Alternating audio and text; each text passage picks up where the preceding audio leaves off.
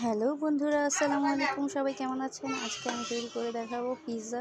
আমার ছেলে খেতে খুব পছন্দ করে, তাই আমি আজকে খুব শর্টকাট উপায়ে তৈরি করে নিব পিৎজা।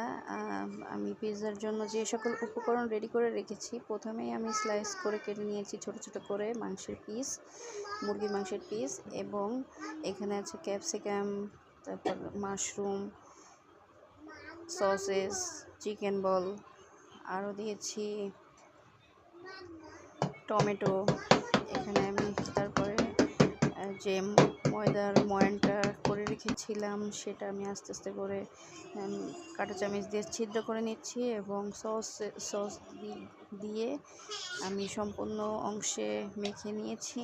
এবং সাথে সাথে এখন আমি যে সকল উপকরণগুলো আমি ভেজে রেখেছিলাম সেইগুলো আমি দিয়ে দিলাম আস্তে আস্তে করে এখানে বিছিয়ে। তারপরে আমি এটি গ্যাসের চুলায় এটা মেক করব। গ্যাসের চুলায় এখন দিয়ে দিব। তারপর দেওয়ার পরে 30 মিনিট আমি অপেক্ষা করব।